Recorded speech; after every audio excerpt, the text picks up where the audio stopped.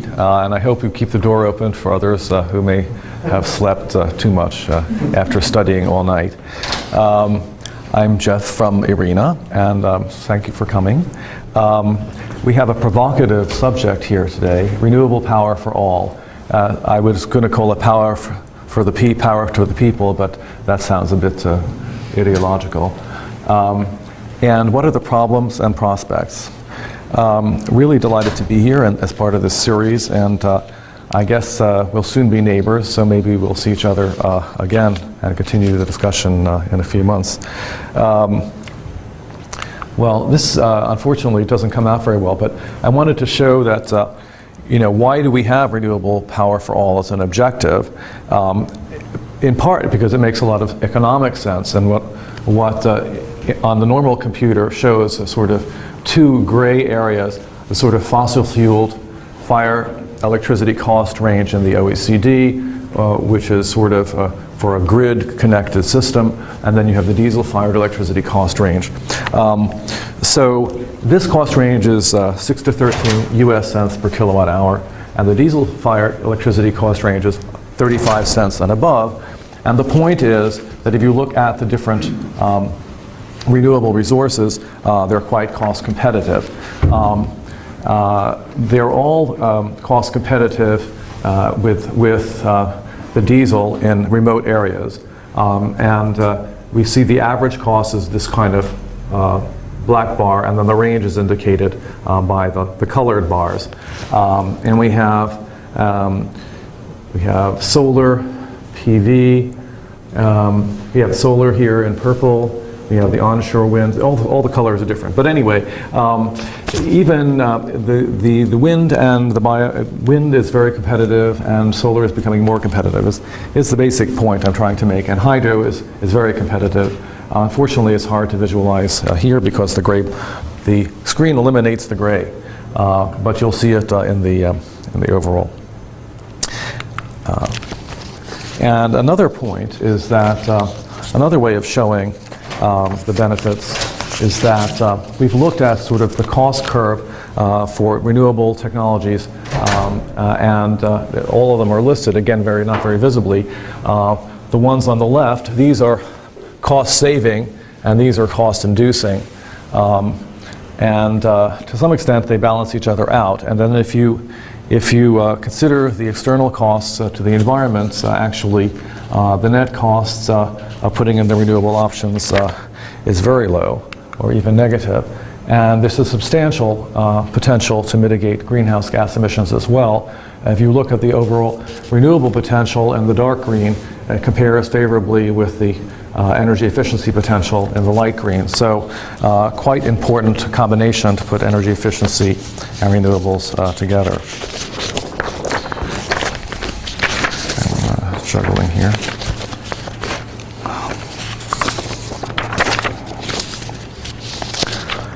But in fact, despite the enormous economic and environmental potential to help meet the growing electricity needs, renewable power faces significant challenges in every region. Renewable options, especially the variable wind and solar power, are not always included in national and regional planning processes, and the processes themselves are often poorly developed. Renewable generation, which in many regions is spearheaded by independent power producers and building owners who might want to put photovoltaic cells on their roofs, for example, is not always allowed to enter the power market on an equal footing with generation from the dominant vertically integrated utilities. And renewable power plants, in part because of conditions on market access, and also partly because of the real and perceived risks associated with investments in new technology, are not always easy to finance at a reasonable cost. And then there's a further problem of capacities. Many countries may lack the skills or the depth of personnel skills to plan and operate a power grid with a variety of renewable resources, especially variable resources. So In my presentation this morning, I'd like to focus not only on the benefits of renewable power on regional grids, but also the kinds of action agendas that we are developing to deal with the obstacles to renewable power development, with a particular focus on what we call the pillars of zoning, planning, enabling, and capacity building. And I'll start by sort of outlining the case for why we'd like to have a clean energy corridor in Africa, which is where we've done the most analysis so far. First, we'd like to show that renewable has tangible development benefits. Demand is growing rapidly, and substantial renewable resources are available to help meet the demand in a cost-competitive and environmentally sustainable fashion.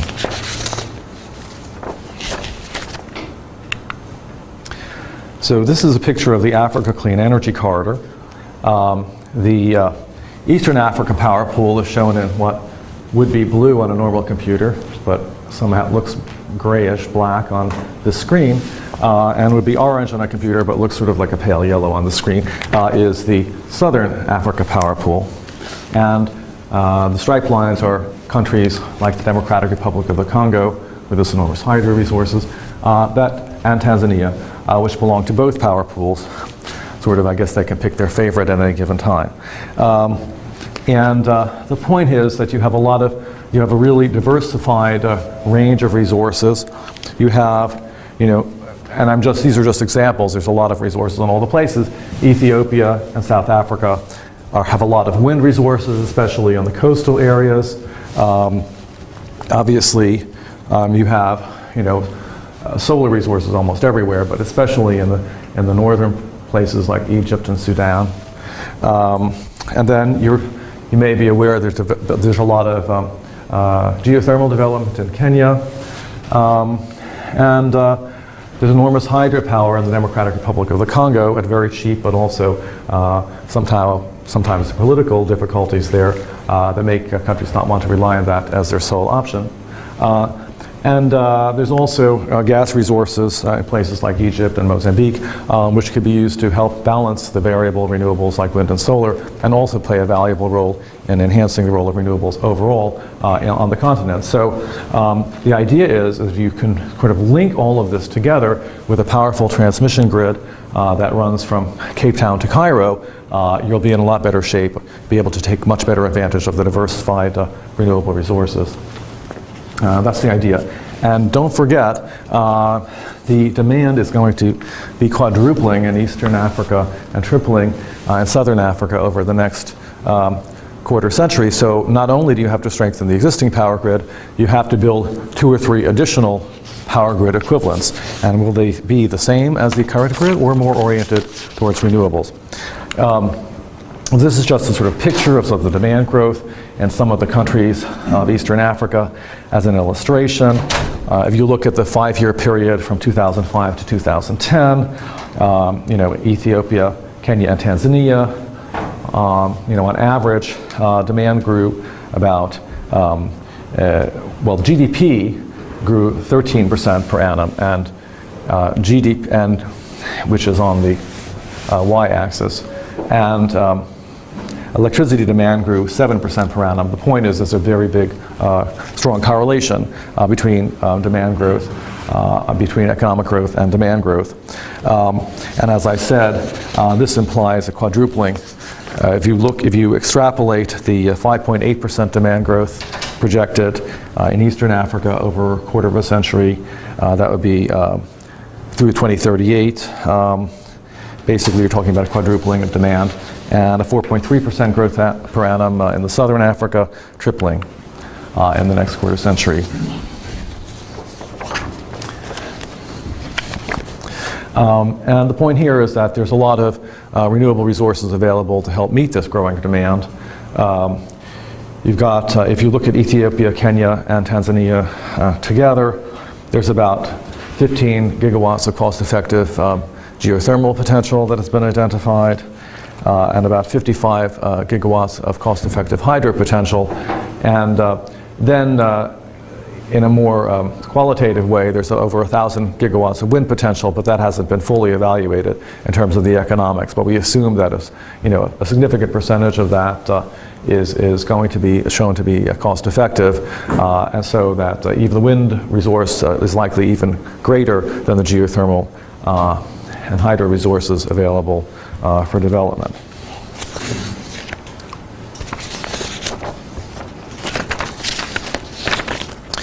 And it's important to note that also that the renewable options are very cost effective.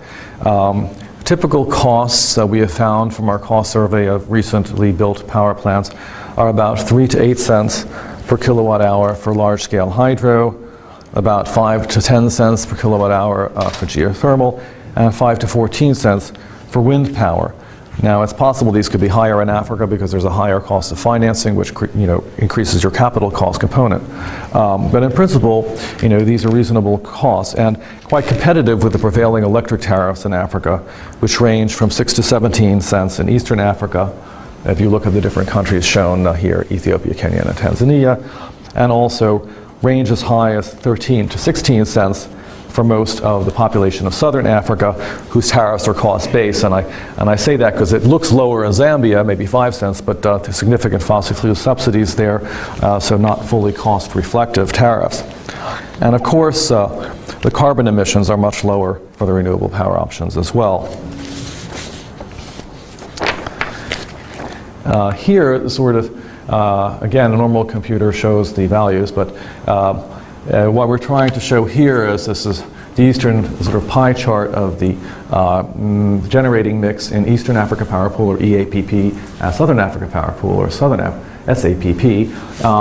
In the Southern Africa Power Pool, this large area is coal, so 4/5 coal fire generation today. In Eastern Africa Power Pool, it's about 3/5 gas, 1/5 oil, and 1/5 renewable. So in each power pool, you've got about hydro and other renewable sources providing about 1/5 of your generation, but then fossil fuel sources providing about 4/5 of your generation. So a lot of opportunity still in these regions to displace fossil fuels. So what are we going to do about it? How are we going to take advantage of this potential?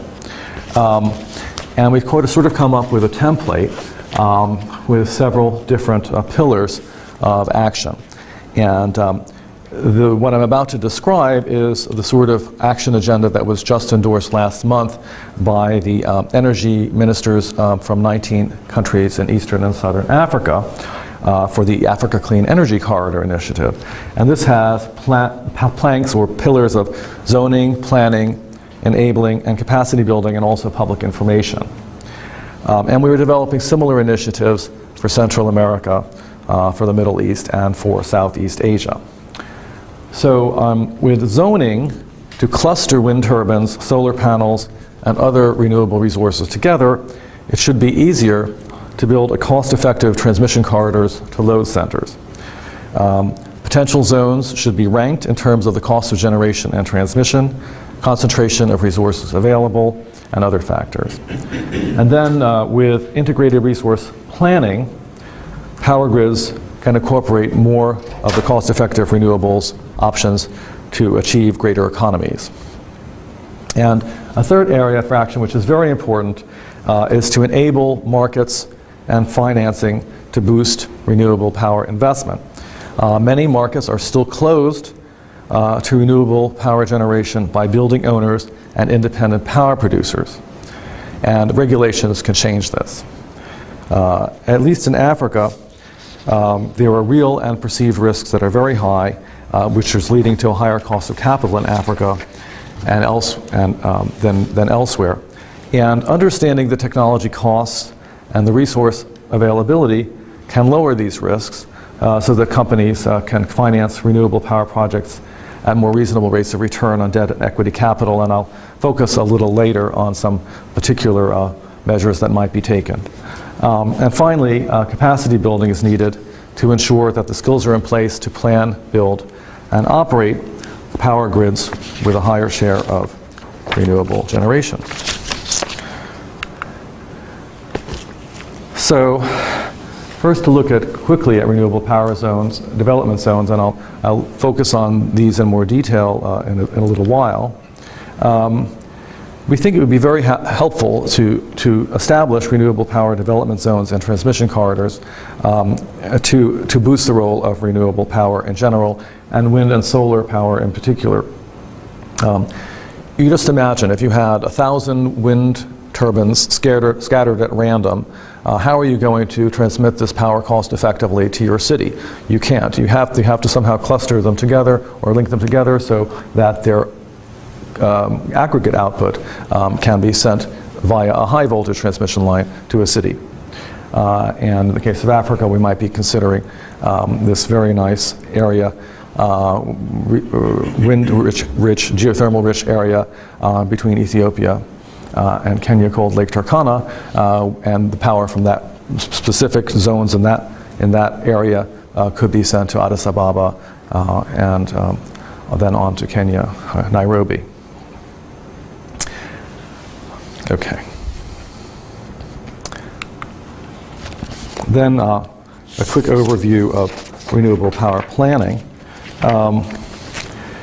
We looked at the plans, the master plans for the Eastern Africa and Southern Africa power pools, and we sort of found there was quite a bit of hydropower in them and some geothermal power, but very little wind or solar.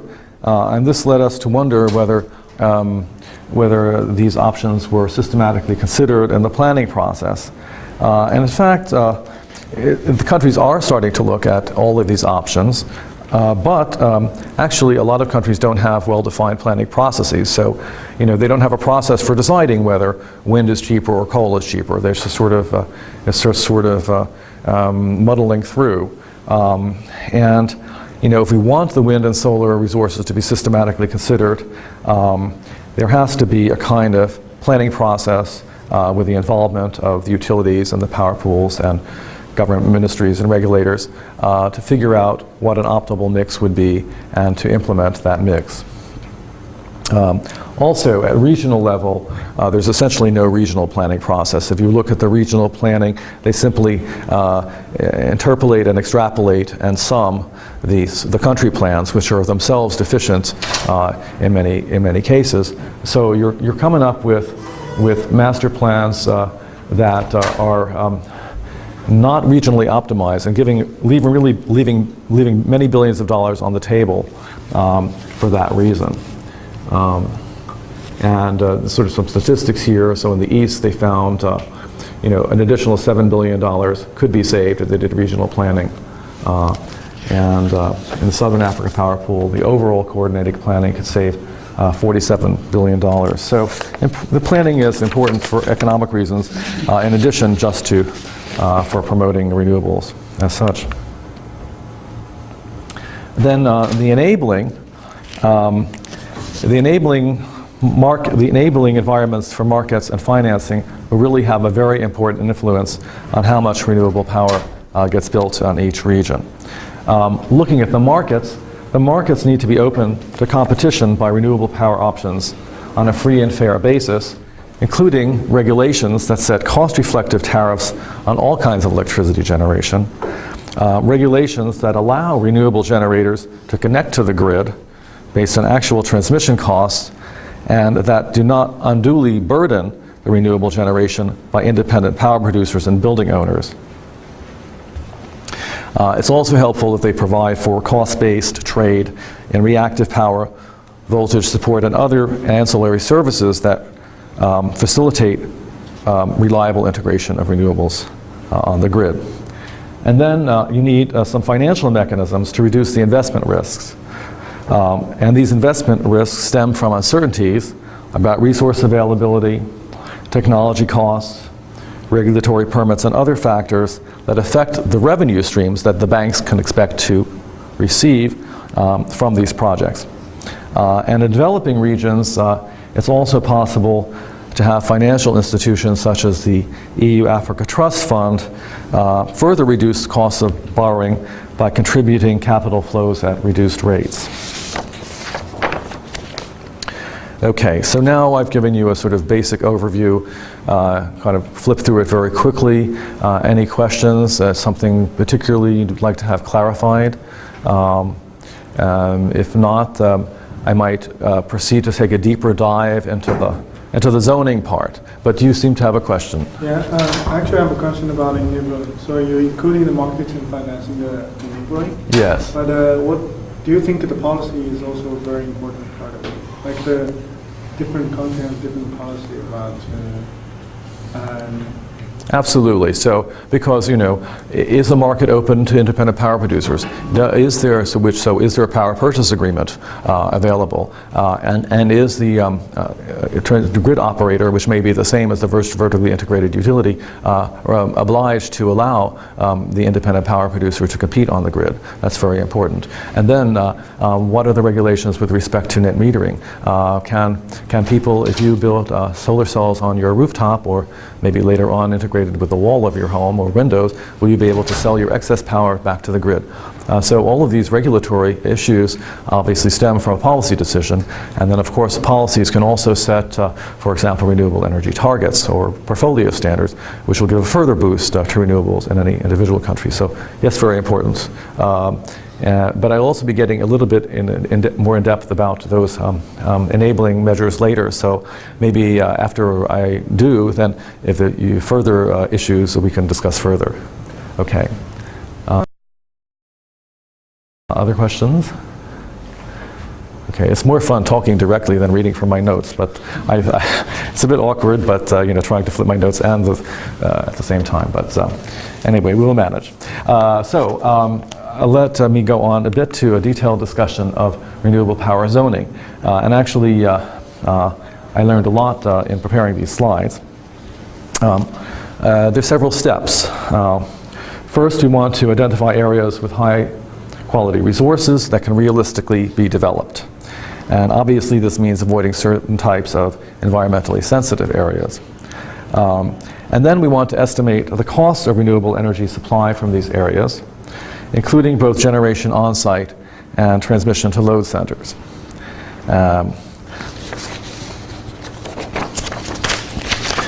And the methodology we use has 7 specific stages, which I'll briefly describe in turn: resource assessment, project identification, project valuation, zone identification, zone valuation and ranking, then create a zone supply curve, and do sensitivity analysis, of course. We'll look at analysts do that.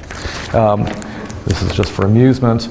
For those of you with very good eyesight or a better screen, this is sort of schematic of the zoning process with those 7 steps that I mentioned, and the sort of feedback loop between the project valuation and the zone valuation maybe is the important thing to note here. Going on to the next stage. So the first step is resource assessment. To be suitable for development, resources obviously have to be high quality resources, a lot of wind, a lot of sun, but there's other criteria as well. Probably they have to be located where there aren't too many people, because if there's a very densely populated, there's not enough room for the solar cells or the wind turbines. You don't want to have too many trees or too many hills, and you don't want to be inside an environmentally protected area. That's not good either. At the same time, so you're looking to be sort of in a relatively sparse, open area, but at the same time, you kind of want to be close enough to roads that you can get the equipment in to build a power plant. And you want to be close enough to existing transmission lines so that when you have the output from the power plants, you can send it somewhere. So these 2 goals are a little bit in conflict, sort of sparseness and connectedness. Sort of a balance has to be found. And here are some of the criteria that would typically be used to identify the most suitable renewable resource options. For wind projects, you want a high power density, above 200 watts per square meter, at the height where the hub of the wind turbine would be, which is typically around 80 meters. For solar projects, you want a higher radiance, obviously, 6 kilowatt hours per square meter per day or more. And as a practical matter, it's also important for the sites not be too steep, too high, or too densely populated, or in environmentally protected areas. And then there's some additional criteria related to land use and land cover. Relatively barren areas with little or no vegetation are good for wind and solar projects alike. And then the wind projects can also be located on areas with a mix of crops and vegetation because the turbines can be dispersed there. Imagine a field where cows are grazing or something. You can still have wind turbines there and have a sort of dual use for energy and agriculture. The second step in the zoning process is kind of project identification. The projects shouldn't be too large or small, and they shouldn't be too far from the road and transmission infrastructure and the load centers. And it makes sense to prioritize projects that are already planned or underway. Obviously, if they're already on the drawing boards, almost finished, a lot of time and effort has been spent to get the zoning approvals, to get the permits, to negotiate a public purchase power agreement. So those have a priority. Looking over the longer term, we want to look at greenfield projects. And here, the sort of technical issue is to ensure that the project covers enough contiguous area that you can justify cost-effective connection to a transmission line. And a typical rule of thumb is that the project should supply about 400 megawatts of power to connect with the 220 kilovolt line. Obviously, the amounts would be different for different voltages, but 220 kilovolt transmission line is kind of typical. And then, depending upon the type of resource, a different amount of land will be required to reach this threshold. So wind has 9 megawatts per square kilometer, photovoltaics 32 megawatts per square kilometer. Sort of interesting to see that the solar projects have much greater density per square kilometer than the wind projects. But as I said, it's not necessarily that big a disadvantage for the wind projects because the wind projects can also be interspersed with agricultural uses. And if there are multiple resources in a given area, obviously it makes sense to prioritize the technologies that have the greatest bang for the buck, or you would say maybe the greatest ding for the dirham. The third step is project evaluation. Basically, you want to estimate the levelized cost of electricity that each project might generate, including the investment costs for power plants and transmission lines, and also new roads if you need them, and also considering the capacity factor, which will determine the amount of output and revenue per unit of generating capacity installed. The fourth step is zone identification, to cluster the geographically contiguous projects into zones. But a sort of interesting point here, which I learned, is that even though the zones are composed of neighboring projects in neighboring areas, they are not defined in terms of number of hectares, but they are defined in terms of number of megawatts. Remember, to meet that economic criterion for connection to the transmission grid that I mentioned earlier. A zone should be no larger than 3 gigawatts, which is pretty large for renewables. You can imagine that would be like about 1,000 3-megawatt wind turbines. It's a large renewable project. But the reason for this limit of 3 gigawatts is that that's really the most you could connect technically to a very large high voltage transmission line, whether that be a 765 kilovolt AC line or an 800 kilovolt DC line, which is basically the largest transmission lines available. So that sets a limit on the size of your renewable zone. And then you have these nice zones of 3 megawatts or less, 3 gigawatts or less. And once these zones are defined, based upon the ranking of the individual projects, then a similar economic process is used to rank the zones. Again, looking to minimize the overall cost of generation and transmission subject to the different constraints. And of course, you've already dealt with a lot of the constraints in generating your projects in the first place. And just to illustrate, this actually has happened, but again, sorry it doesn't come out very clearly. This sort of process we're not just sort of originating this process for Africa. This actually has been tried in North America, and basically the lower part of this very abstract design is the Western United States, and the upper part is British Columbia and Canada. Basically, they identified qualified resource areas, and the cost data from these areas were put into a screening model to determine the optimal routing for delivering renewable energy from these areas to load centers. This is another thing which is not very visible, I'm afraid, on the screen, but basically little circles have been drawn in certain areas to show the zones that were identified. And similarly here, so this was done in India, but again, I'm sorry the illustrations don't come out very clearly on the screen.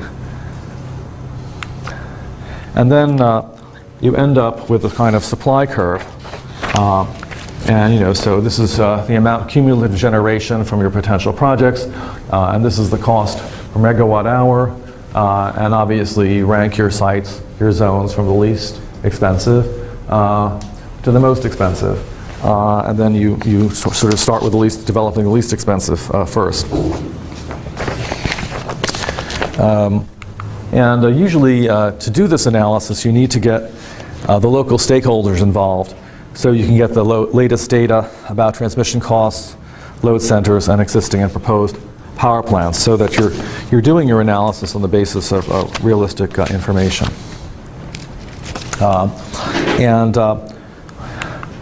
When the zoning exercise is complete, we expect to have geospatial maps where the geographical boundaries of selected zones are clearly shown.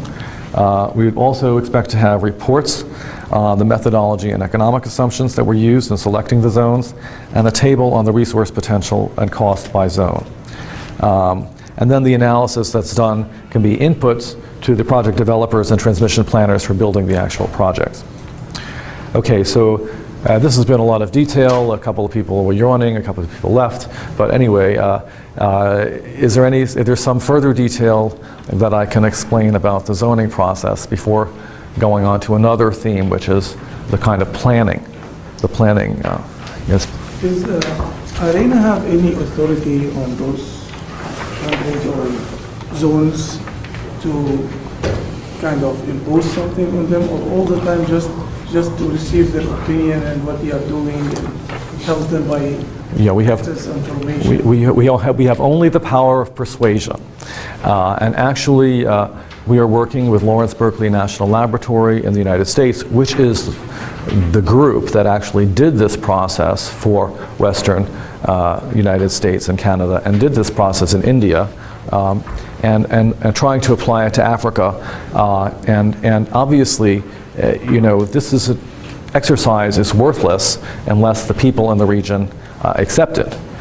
So you're building the information about, which areas are good to build in, which areas are off limits. You're getting the information about how much it's going to cost, really, not based upon, some guy in California. Mimic the experience that you have done before to provide it to them. Is it free, or what motivates them to link with IRENA? Well, I guess the motivation, each person on Earth has a different motivation, but I think, the ministers from the 19 countries realize that, look, this is a cost-effective opportunity. It's not going to be a good deal for them in southern Africa if demand triples and they keep supplying the demand 80% from coal. That's not going to work over the longer term. It's not going to be allowable environmentally in terms of the carbon emissions, and it probably isn't going to even be affordable, because when you have that much more demand, the costs are going to rise for the fossil fuels.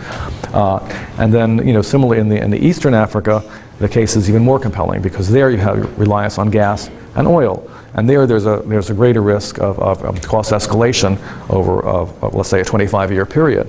So if the renewables have come down in cost and are cost effective now, imagine how cost effective they might look if the prices should happen to go higher for the gas and the oil that the renewables are displacing.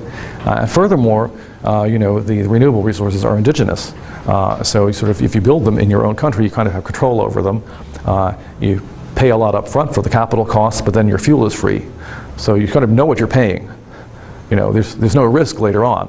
So this is a very nice thing. Assuming you have enough people to run the system.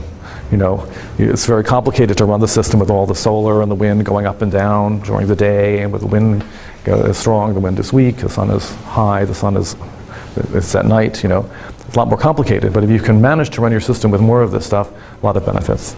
So I assume that's why, and economic reasons, energy security reasons, environmental reasons, a lot of motivations.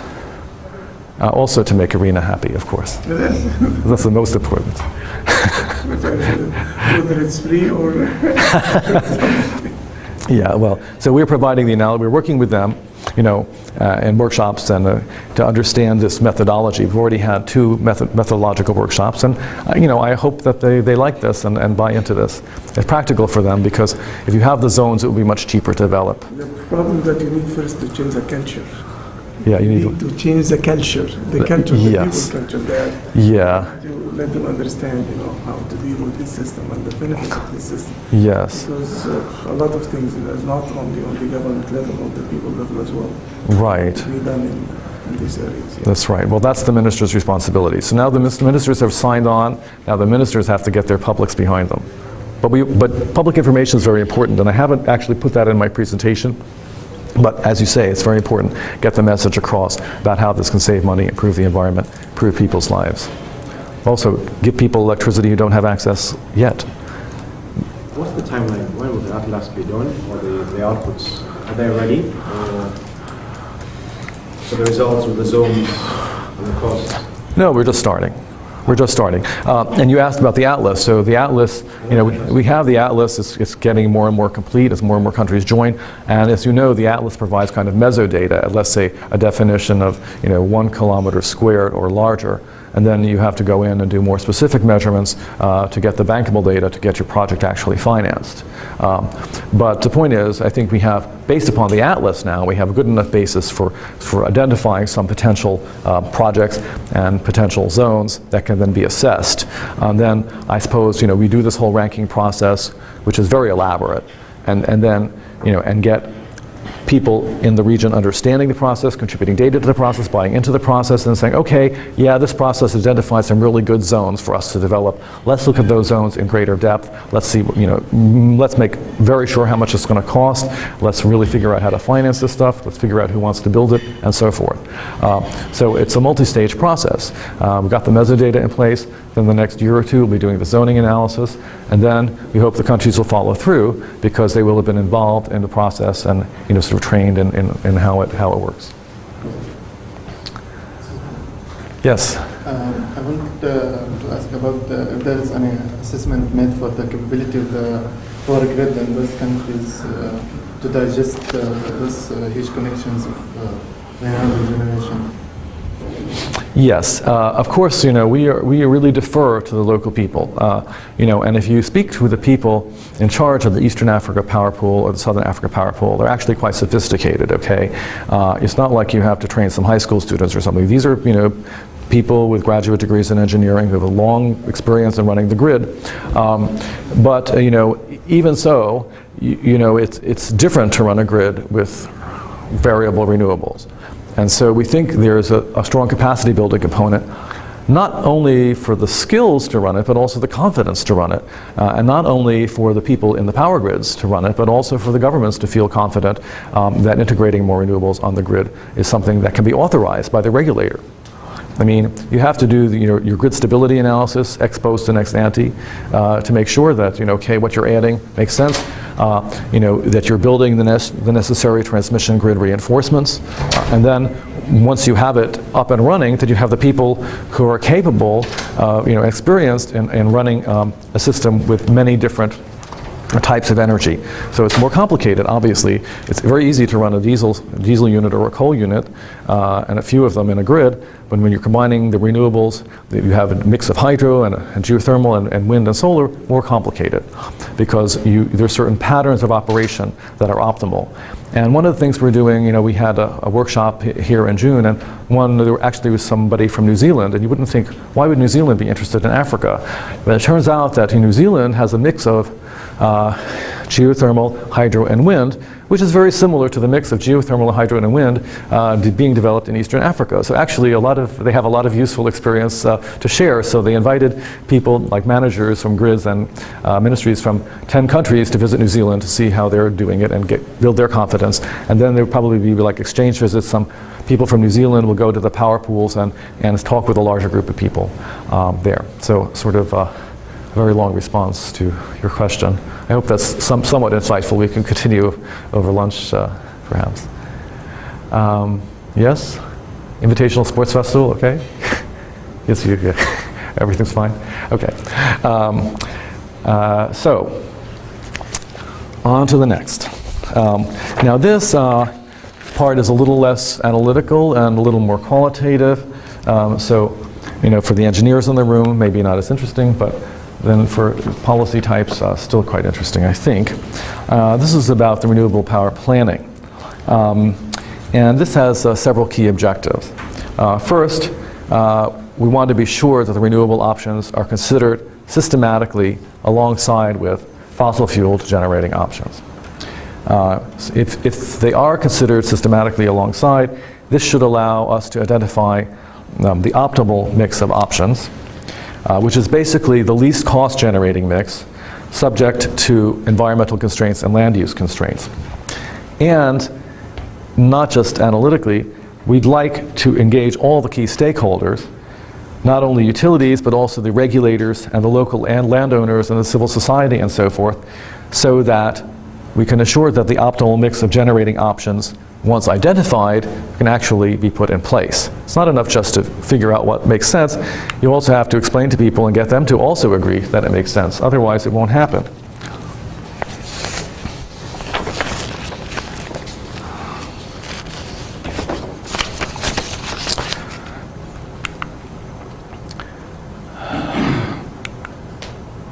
Okay. We found actually there are several common elements of integrated resource planning processes that have encouraged renewable power. First, it's important to have stakeholder engagement through a formal and credible consultative process. So in this kind of process, you have clear roles for the transmission system operator, for the transmission company, for the energy or power ministry, for the electricity regulator, for the utilities and independent power producers. If everybody's involved in a transparent way, it can be a good process to get inputs from everyone. And second aspect of integrated resource planning that's important is to clearly indicate the timing and mix of the new capacity additions you would like to have. And you should probably specify how much of this capacity should come from each type of renewable resource. But at the same time, you don't want to identify specific projects in specific places. You want to leave the market flexible to respond to the needs that you have identified.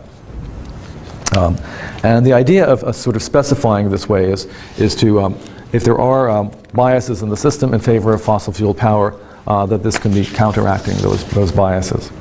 Third, there should be a focus, as I have already suggested, on meeting multiple objectives at least cost. So, you can factor in not only economic factors, but also energy security, environmental impacts, and job creation, in addition to electricity cost. And fourth, it should not be set in stone. There should be a process for reviewing and revising the plan over time to take account of the progress that's been made, adjust to different demand projections, and also adjust to further declines in renewable power costs.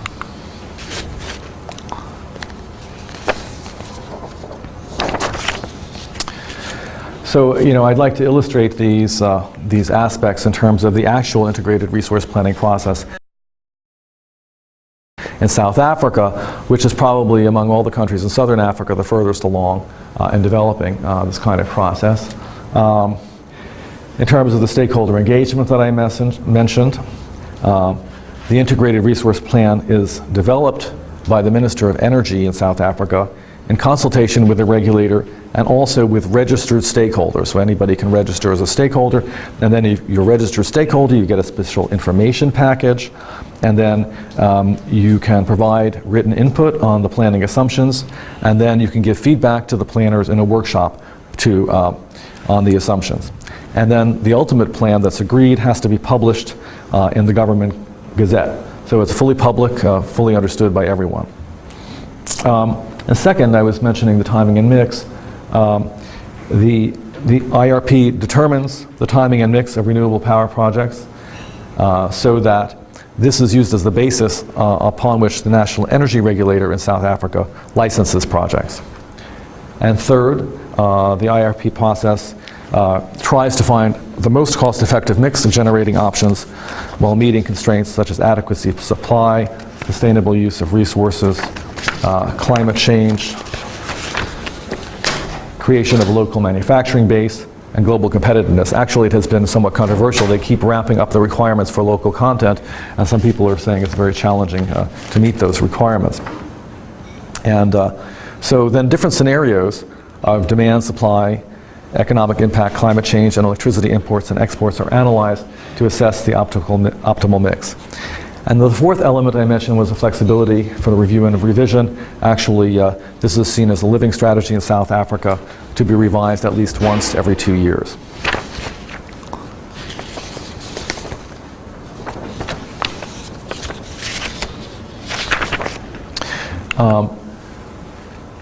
We've also found in our discussion with the different countries in the region that there were several key obstacles to incorporating more renewable energy in utility generation plans.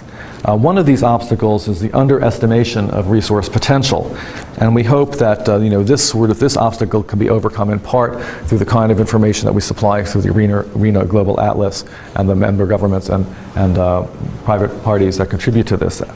A second obstacle is the overestimation of renewable energy cost. You have people focusing on their lives. Maybe they didn't look in on the cost of renewable energy in the last 2 or 3 years while the cost of photovoltaic power plummeted. So there's a lot of education to be done. And at the same time, it was found in South Africa that it was very useful to have a kind of feedback loop. At first, they didn't know what kind of cost to assume for renewable energy like wind or solar because they hadn't built very much. So they just sort of took some estimate from another country.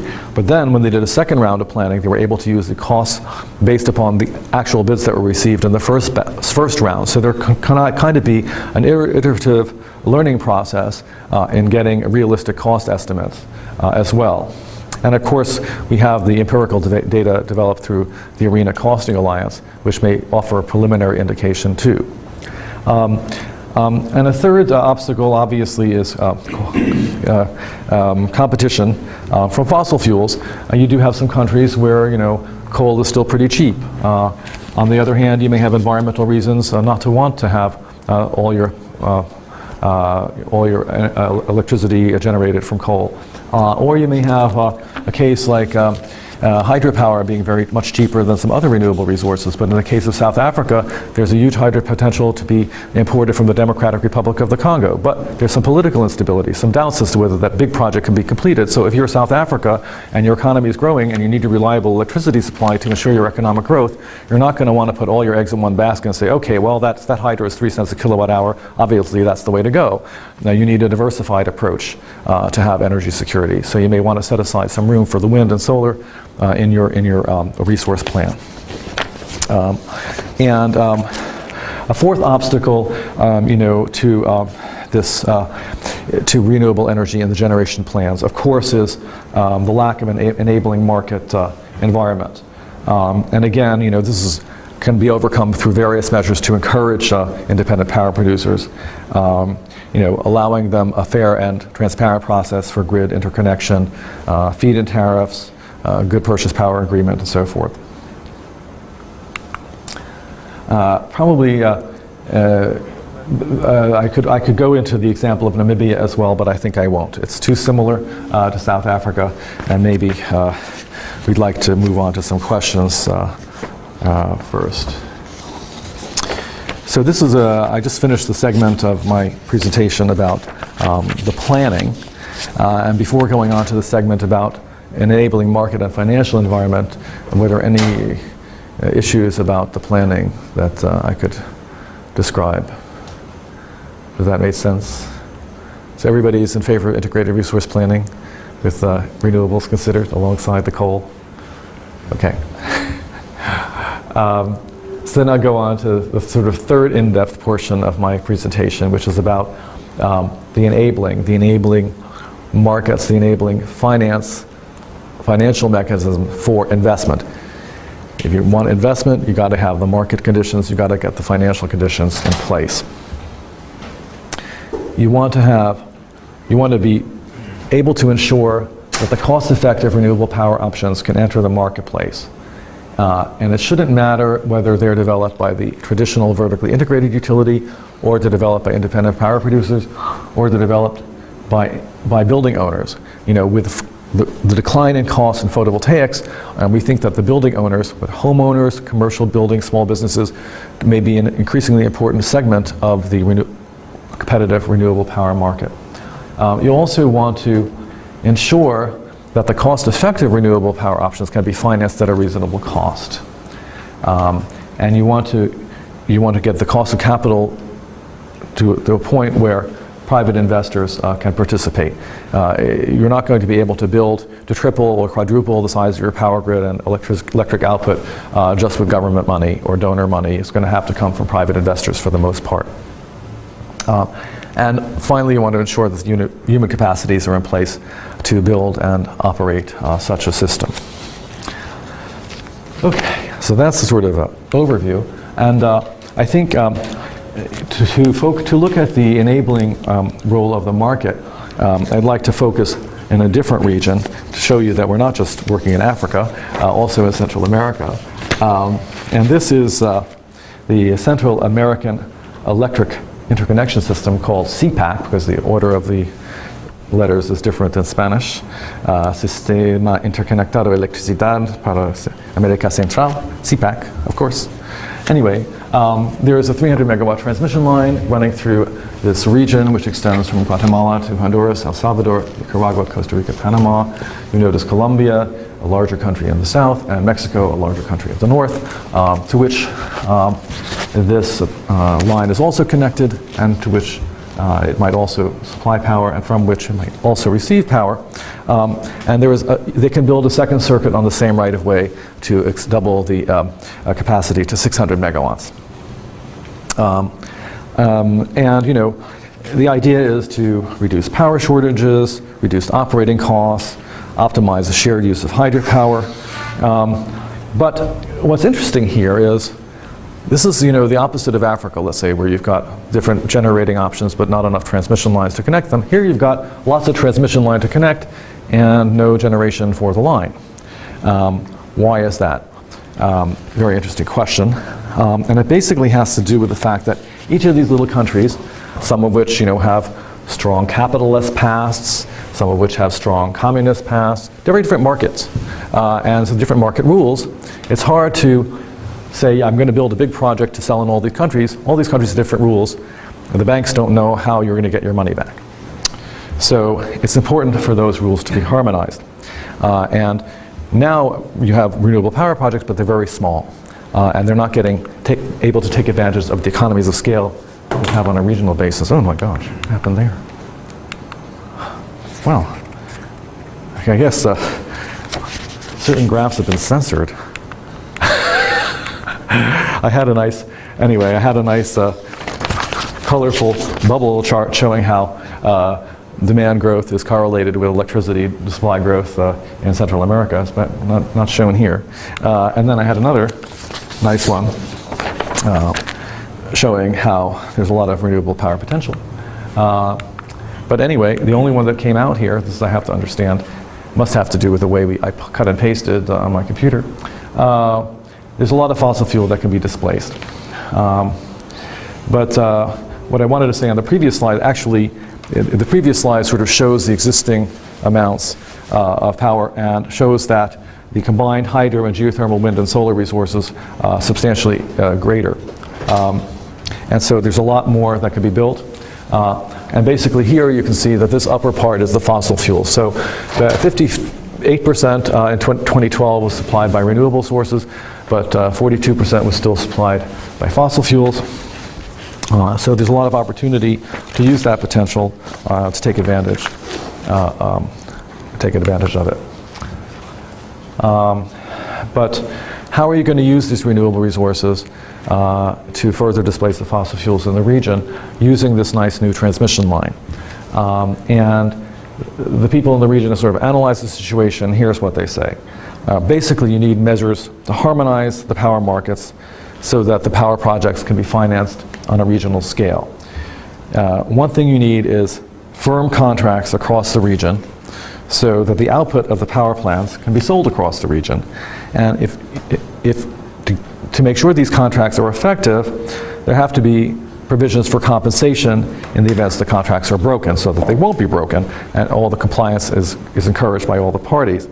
And there have to be transmission rights to send power throughout the region. So all the countries have to allow power that's generated in one country to be sent to the other countries in the region. Another important aspect of a sort of harmonized marketplace for Central America would be to have a harmonized market interface so that the rules for power dispatch and billing are the same in all countries.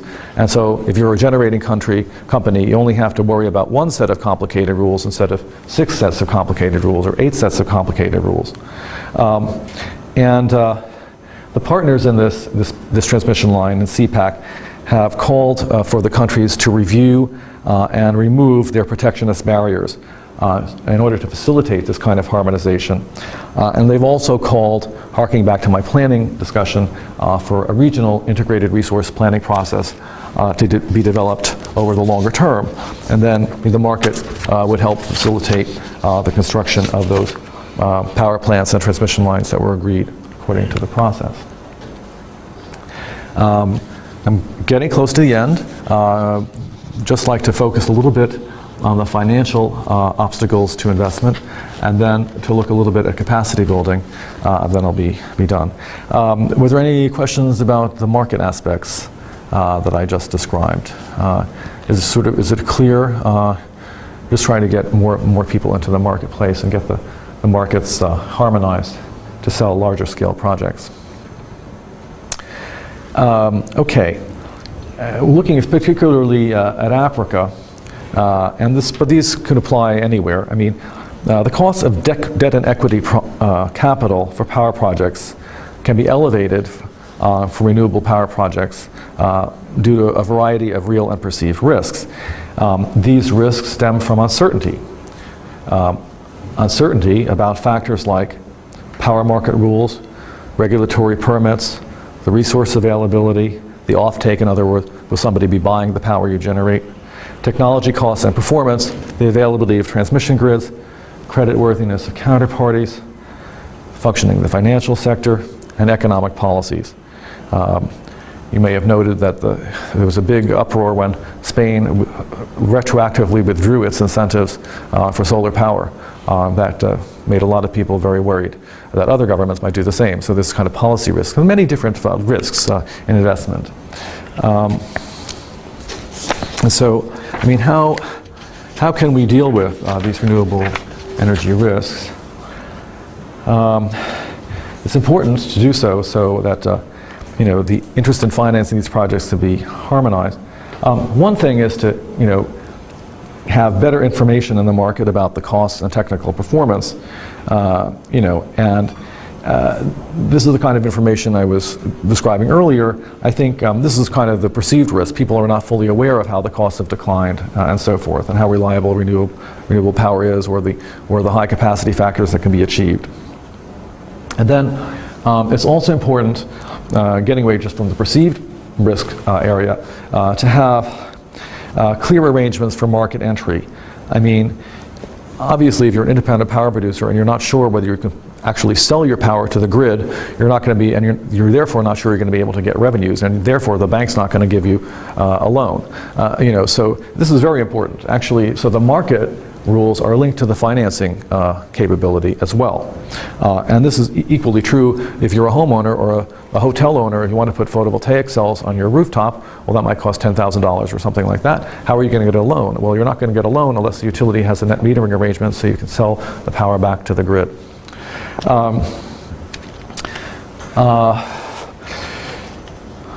So there is different things that can be done. For example, a purchase agreement purchase guarantee for electricity that is generated, or alternatively, some sort of offtake insurance can help ensure that the revenues from renewable generation are received. And it's also possible to look at kind of loan guarantee funds. I think this is very interesting to explore partial loan guarantees. So if you know that, for example, even though banks are very risk averse and not willing to lend to anybody, let's say in a given area, you know empirically that only 5% or 10% of the loans default. So if you're a government, you can say, I have $1 billion for a revolving fund for partial loan guarantees, and that could generate $10 billion or $20 billion of actual loans, because you know that you'll only have to use that money in 5 or 10% of the cases. And another option, as I mentioned earlier, is blended financing from multilateral development facilities. You have donors that have money available for developing countries at very low rates. This can be combined with market financing, and you have a blended cost of capital that's kind of on average pretty reasonable. So that the financial stuff is, if you're not a banker, it's kind of hard to absorb. But anyway, was there any particular question about that? I probably covered it kind of superficially, but if there's interest, just let me know. I'm happy to take a picture as well. Okay, so the last part of my presentation is about capacity building. We would like to ensure the skills are in place to plan, build, and operate a power grid with more renewables. And we want to build the skills available in any given region through different instructional materials, training workshops, and maybe exchange visits of managers from different places to promote a kind of side-by-side learning. And we have some examples. One aspect of capacity building is to share best practices. We are developing a guide in cooperation with the Danish government on how to integrate higher shares of renewables in the day-to-day operations of regional power grids. And we are conducting training workshops with planners to help them understand and apply our methodology for identifying renewable power development zones, which I was describing earlier.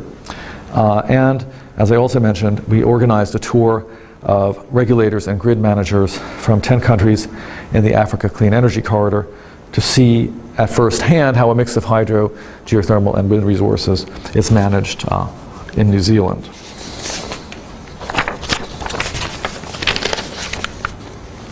Another facet of capacity building to promote renewable power is to provide training and certification of photovoltaic system installers.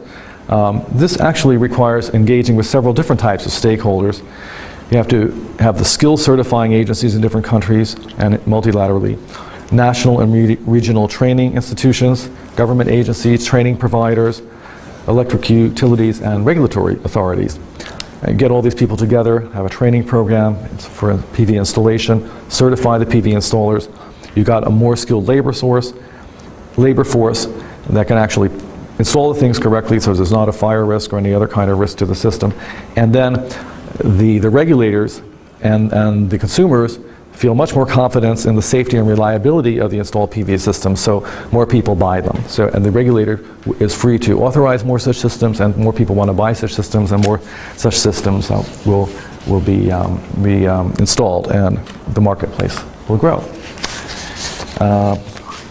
Finally, it's important to do capacity building for policymakers.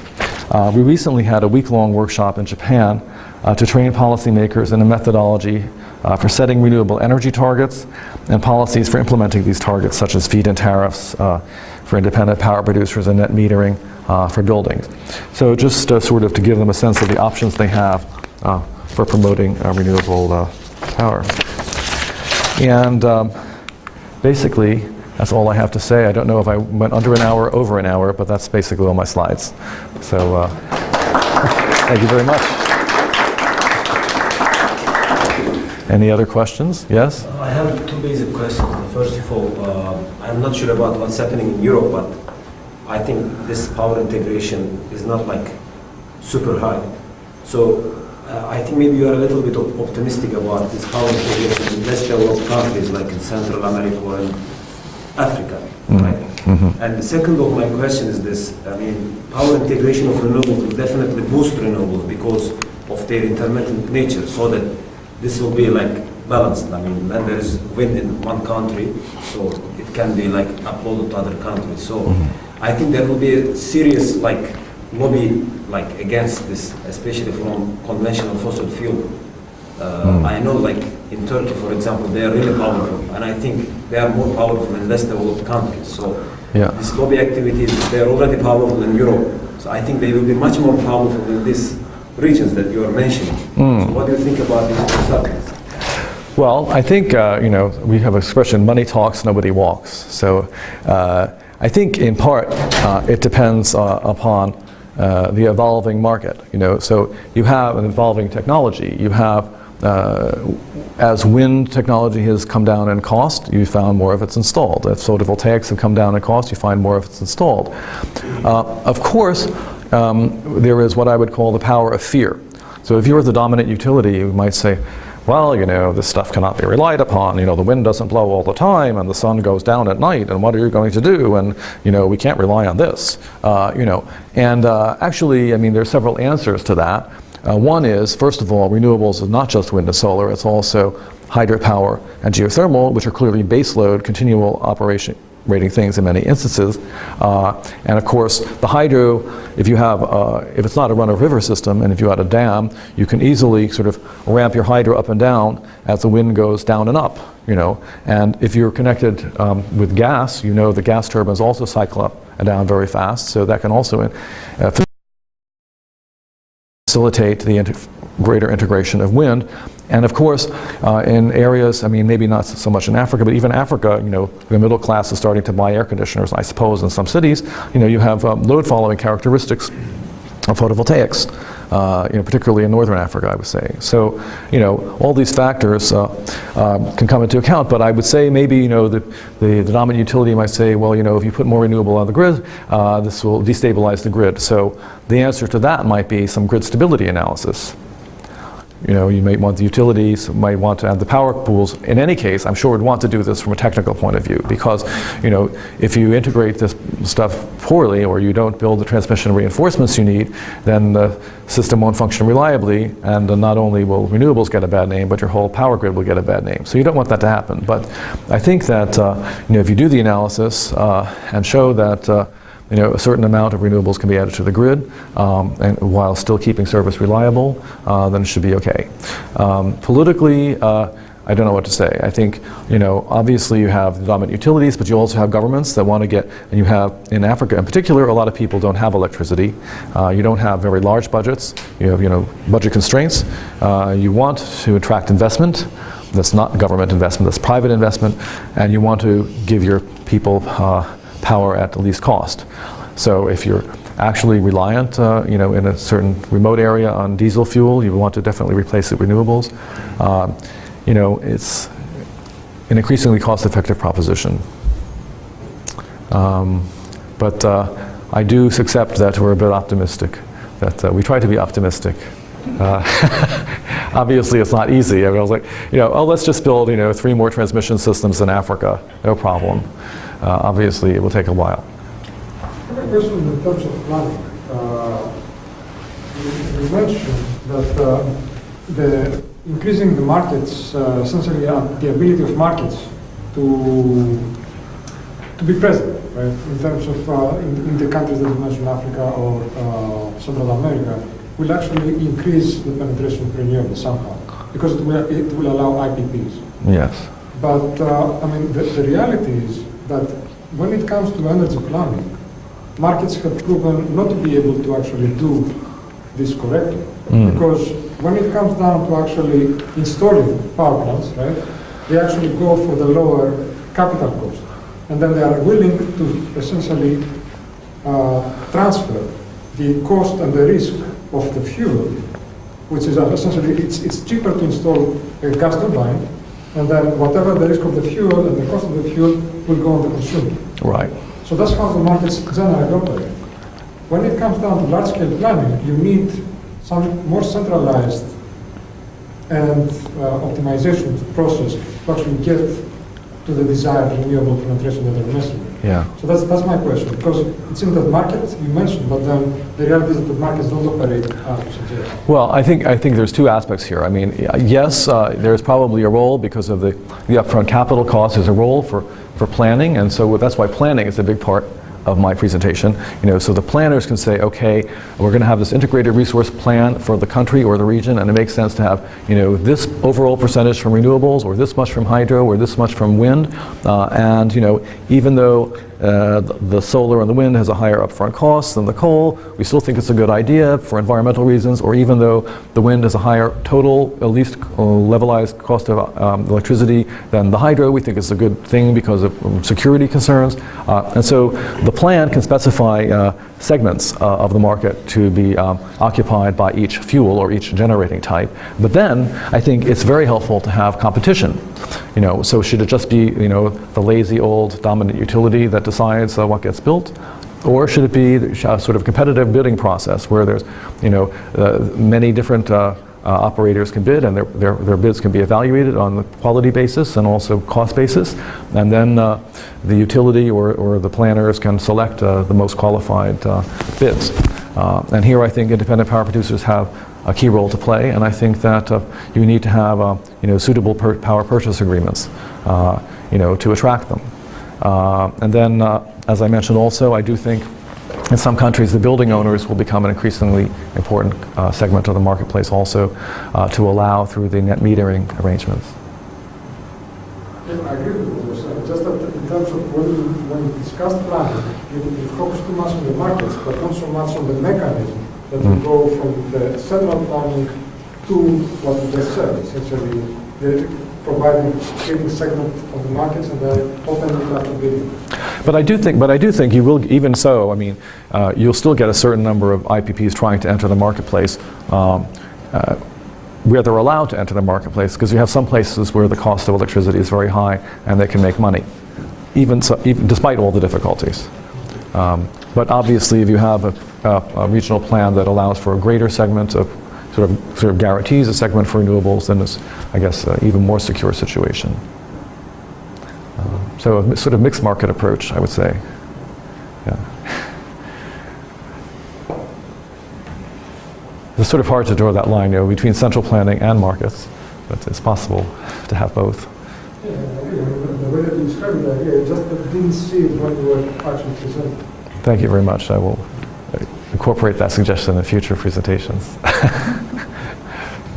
Further questions? Ready for lunch? Well, thank you very much for your challenging questions. Appreciate it. Thank you. Thanks. Thanks. Nice to see you.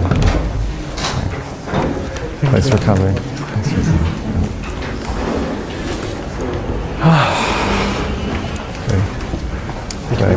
Thanks. Thank you.